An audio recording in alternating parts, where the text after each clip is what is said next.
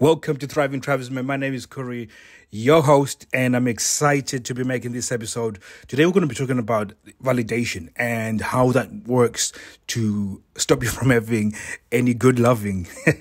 And I'm laughing because when I was speaking to a client recently and I was trying to break this down, it probably was the thing that he needed the most. And it's to do with validation and how resentment is built inside of the woman. And generally, when you think about it, is that when a woman gets angry, and this is now just mainstream, what people have told us, that when she gets angry, you need to do everything you can to calm her down. And you see this on romantic comedies, you see this on films, that when she gets frustrated, you need to react in a way that calms her down. And this is our main response. And generally, when you do that, really it devalues you as a leader and as a person. And there's two ways that that sort of anger or issues may arise. One can be directed towards you, and the other one could be just other circumstances that happen outside of your control. And generally, when it's directed to you, you have to be able to understand that. And I'm not virtual signaling, which means that I'm not trying to stand for the women, but there is a thing within a woman, built inside a woman, that feels like it needs to test you as a partner. Like generally, she might be feeling insecure. She might be feeling not safe. She might be feeling different feelings that are negative.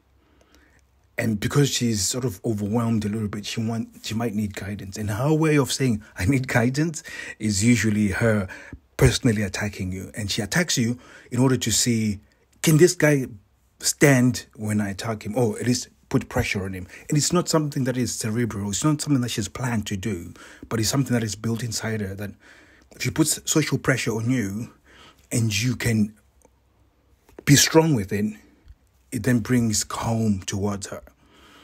Very weird, but it happens a lot. And it happens from the day you start speaking to her. When we used to go out, and then you step up to a girl and you start talking to her. Initial 30 seconds, she would actually give you resistance.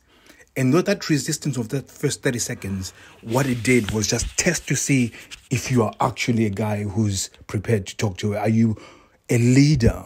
Are you prepared to actually go further than these 30 seconds of pressure that I'm putting against you? When you do, if you stayed at least 30 seconds longer, she might actually give you a chance to speak. And within that interaction, the first few, I would say 10 minutes, she's throwing a few things just to see how you handle social pressure, especially the pretty ones, because they get approached a lot. So they start using that as a way of filtering guys. So this continues on into a marriage or a relationship. And if you are getting tests and you're failing that, she starts seeing you less of as a leader and more of a weasel, just for like a better term. And generally, that's unattractive. That kills sex more than anything else within your relationship. And this is a huge one.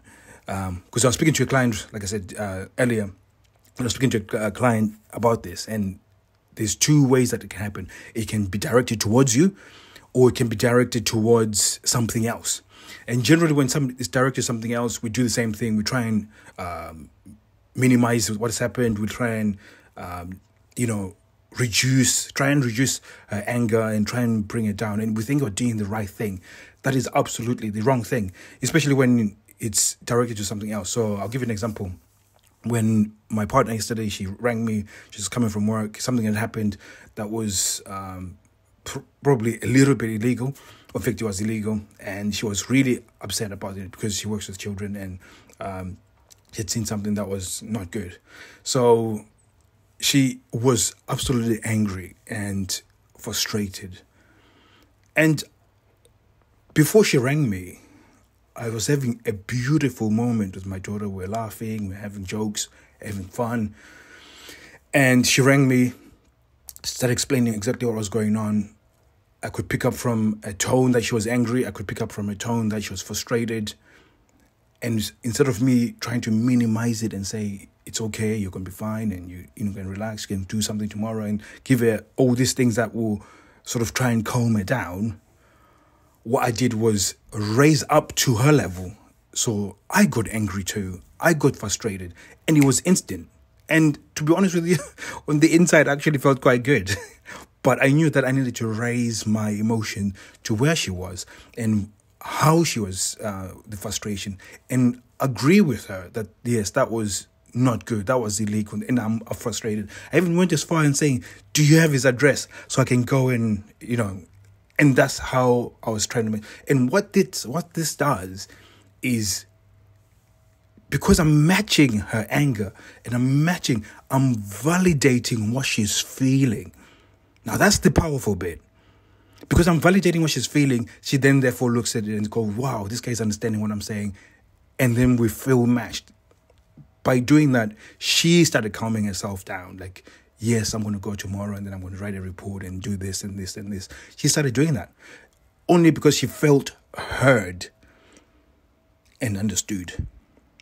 And that's the important bit. That usually when she's venting, especially on something that is external, that is nothing to do with the relationship, but something that is really frustrating her, when you minimize and you try and bring it down, she feels like you don't understand what she's saying. You don't understand. You're not listening to what she's saying. And this is where you hear this: you never listen to me. But you're thinking, well, I listen to you all the time. You never stop talking. I'm joking.